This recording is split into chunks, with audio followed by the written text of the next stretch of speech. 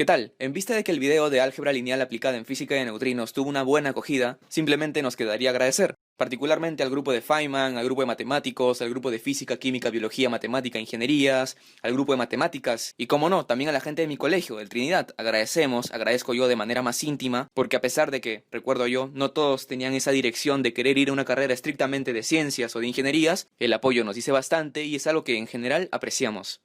Somos estudiantes de ciencias de la uni, esta no va a ser la única voz que van a escuchar en este canal. En general vamos a subir contenido conforme nos enseñen y en particular quien habla, pues voy a tratar de subir también, ¿no? Saliéndome un poco de la teoría, lo que me llamó la atención de leer aprovechando este periodo de aislamiento, ¿no? Un poco de matemática discreta, topología puede ser por ahí o si no análisis real, para tener contenido un poco más completo también, ¿no? Y bueno, pues tenemos muchas más ideas, pero ya será cuestión de que el tiempo también haga lo suyo, pues, ¿no?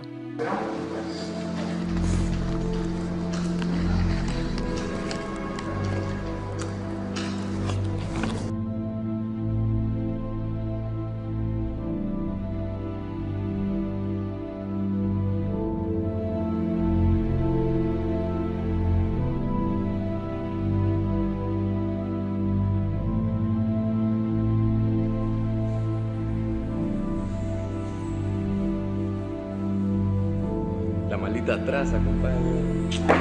Para eliminar ese pedazo.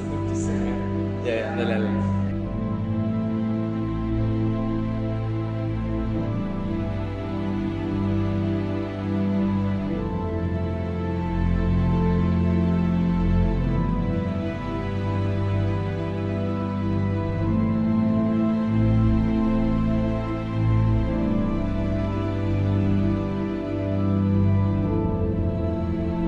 Espero haber podido llegar un poco, abrir un poco esa forma de ver las cosas diferentes, lo que nosotros.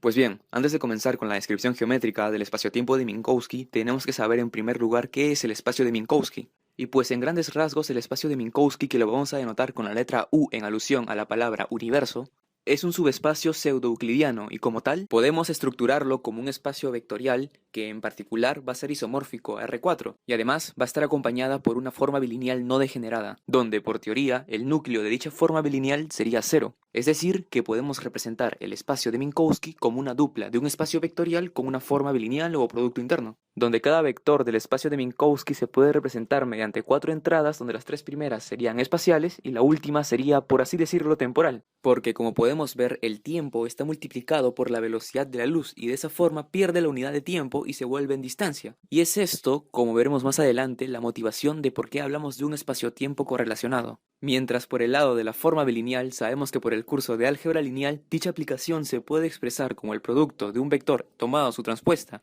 por una matriz de Gram por otro vector, donde la matriz de Gram viene definida de la siguiente forma, donde es fácil ver además que la asignatura de la matriz de Gram que presenta dicha forma bilineal está dada por la 3-upla de tantos unos positivos que haya como unos negativos al igual que ceros. O en otras palabras, 3, 1, 0, que por el teorema de clasificación sabemos que son las dimensiones de los subespacios que hacen al producto interno o a la forma bilineal positiva, negativa o bien cero. Se puede demostrar además que dichos subespacios están dados en suma directa, y de ahí que el núcleo de la forma bilineal sea cero, como lo dije anteriormente. Y pues bueno, lo bonito viene aquí. Lo que pasa es que en una primera instancia Einstein se había preocupado principalmente en la parte analítica del problema de la relatividad especial. No fue hasta Hermann Minkowski quien dio una sugerencia, una solución más geométrica, que es lo que conocemos justamente como el esquema del espacio-tiempo de Minkowski, que serviría próximamente para garantizar las transformaciones de Lorentz. Y pues definiendo, el esquema del espacio-tiempo de Minkowski sería una solución bidimensional a un problema unidimensional de la relatividad especial, donde en particular se consideran dos ejes ortogonales, uno que sería el producto de la velocidad de la luz con el tiempo y el otro la posición. Sin embargo, no necesariamente tendrían por qué tomar un ángulo de 90 grados. Es fácil ver además que si tomamos la tangente, esto sería el producto de la velocidad de la luz por el tiempo sobre la posición. El tiempo puede bajar y considerando la posición como la distancia, podemos tener que ese cociente sería la rapidez. Y por cuanto se quiera, sabemos que esta rapidez a lo más puede ser la velocidad de la luz, entonces la tangente a lo más puede ser 1. Y por tanto, para este esquema considerado, una partícula a lo más va a poder describir la recta bisectriz, y en todos los demás casos se va a ver limitado por esta misma recta. Por ejemplo, una partícula que viaja por el tiempo pero que no se desplaza simplemente marca una línea vertical. Sin embargo, si consideramos una partícula que viaja con una velocidad menor que la de la luz, este no escapa, ¿no?, de ese límite que es la recta bisectriz. Y pues recalco, para este esquema del espacio-tiempo, la luz siempre toma un ángulo de 45. Esto va a ser importantísimo. Lo que pasa es que si consideramos dos partículas, una en movimiento relativo con el otro, vamos a ver que el desplazamiento relativo de la segunda partícula respecto a la primera va a depender del reloj de la primera partícula. Y como la velocidad de la luz es finita, esa recta, ¿no?, del esquema del espacio-tiempo de la segunda partícula respecto a la primera, se va a inclinar tanto sea su velocidad respecto a la primera, de forma que podemos superponer dos esquemas del espacio-tiempo de Minkowski. Y para estudiar más a fondo es que debemos saber cómo es que es este segundo eje del esquema de la segunda partícula respecto a la primera. Y para determinar ello es que tenemos que hacer el siguiente experimento. Bien, podemos, por ejemplo, considerar la reflexión de un haz de luz respecto al eje de la posición del primer esquema del espacio-tiempo de Minkowski, para así poder estudiar la reflexión pero de otro haz de luz en el segundo esquema de Minkowski, visto desde el primero para un tiempo igual a 0. La cuestión es que como estamos hablando de un mismo evento pero para dos esquemas superpuestos, y recordando que para el primer esquema la luz siempre describía rectas de 45, entonces para encontrar el punto de reflexión del segundo esquema visto desde el primero, solamente bastaría con considerar el primer experimento, prolongar sus rectas y trazar paralelas, de tal forma de que los puntos de intersección con el eje del tiempo para el segundo esquema sean equidistantes con el origen. Y de ahí que el punto de reflexión del segundo esquema visto desde el primero estaría dado por la intersección de estas dos rectas. Y como por hipótesis esto se daba por un tiempo igual a 0, entonces la recta de la posición del segundo esquema respecto al primero contendría la línea que une tanto el punto encontrado con el origen. Y además, si consideramos dos eventos simultáneos para el primer esquema, notamos que estos mismos eventos no son simultáneos para el primer observador si es que trazamos rectas paralelas a su eje de la posición. Y así llegamos a una forma geométrica de demostrar que no existe la simultaneidad absoluta. Por tanto, el tiempo, como se concebía anteriormente de universal y lineal, deja de ser así. Más aún, si consideramos un mismo evento para estos esquemas, notaremos que la sección del tiempo para el segundo esquema respecto al primero es más pequeño, y por tanto es una forma intuitiva de demostrar la contracción del tiempo, y análogamente se puede hacer con la longitud y llegar a las transformaciones de Lorentz. Y para el problema, considerando un esquema ortogonal respecto a la partícula 1, como nos dicen que nos ubiquemos en el referencial de 1, obviamente su movimiento relativo respecto al mismo es 0, por lo tanto viaja en el tiempo pero no viajaría en el espacio, y de esa manera describe una recta vertical. Además, el origen es en el evento P, y como nos dicen que la partícula 3 se aleja de la partícula 1, bien podemos considerar que lo hace de forma positiva, es decir, que va por el X positivo, describiendo una recta que por teoría no escapa de la recta bisectriz. Y pues bueno, como nos dicen que la partícula 2 se acerca a la partícula 1 en la dirección contraria con la que se alejó la partícula 3, la partícula 2 viajaría por tanto en la dirección del X negativo, y aún más se encontraría con la partícula 1 en el evento F. Y bueno, como podemos leer, nos dicen además que en P se emite un rayo de luz que luego de ser reflejado por la línea que describe la partícula 2 impacta en la línea que describe la partícula 3 en el evento A. Y como vemos, nos indican también que después de P la partícula 1 emite un rayo de luz que luego de ser reflejado, ¿no?, por la línea esta que describe la partícula 3 es detectado de nuevo por 1 en F. Y además de ello nos dicen que en su camino pasó por 2 en el evento B. Y pues lo demás simplemente sería jugar con lo ya graficado.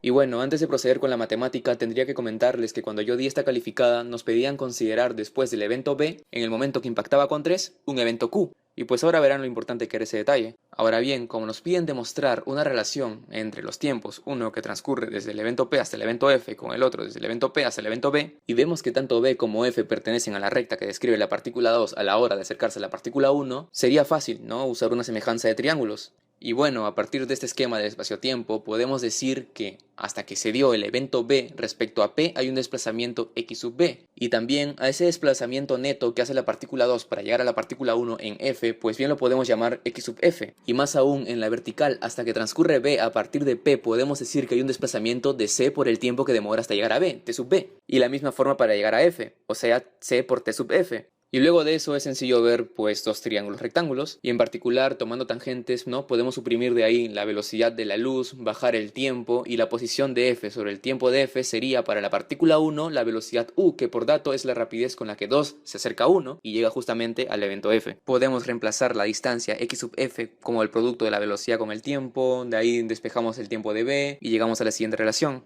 Sin embargo, y aquí hay que pensar un poco, ese desplazamiento x sub b sería justamente el efectuado por la luz luego de haber ocurrido el evento P, o sea, por un pequeño tiempo t sub 0. Y bien podemos representarlo como la velocidad de la luz por ese tiempo t sub 0.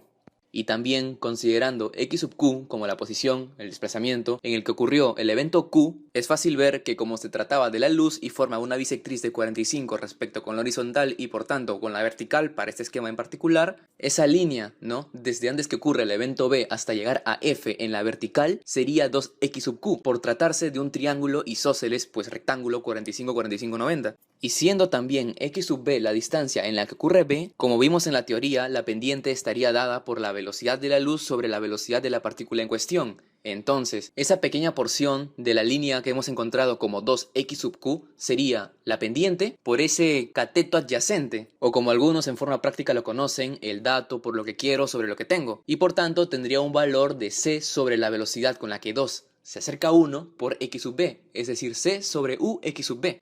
Y no es complicado observar que c por t sub 0 sería esa diferencia, ¿no? De 2x sub q con lo que hemos hallado. Y como estudiamos, ese x sub b sería c por t sub 0 y además x sub q sería la velocidad con la que 3 se aleja de 1, que por dato es v, por el tiempo, ¿no? T sub q. Operamos y hallamos c por t sub 0, sin embargo esto está en función de t sub q, que es justamente lo que vamos a hallar ahora mismo. Bien, y ahora el resto es muy sencillo. El desplazamiento hasta llegar al evento Q sería x sub Q, en la vertical sería c por t sub Q, hasta llegar a F sería c por t sub F, y como se trata de luz, estos dos catetos que acabamos de encontrar para un triángulo cuya hipotenusa sería esa línea roja, ¿no? Que une Q con F, serían iguales porque por teoría la luz marca un ángulo de 45 y el triángulo sería isósceles. Y luego podemos hacer alguna que otra operación por ahí, usar el dato y llegar que t sub Q es una forma de t sub F. Y llegado a este punto, recordando las ecuaciones que hemos hallado anteriormente, ¿no? Notamos que una ecuación, por así decirlo, se llama la otra, lo que quedaría simplemente sería reemplazar. Reemplazamos por ahí, hacemos un pequeño artificio, ese c cuadrado lo podemos expresar como 2c cuadrado menos c cuadrado, sacamos el menos 1, aprovechamos la factorización y justamente llegamos a lo que nos pedían demostrar.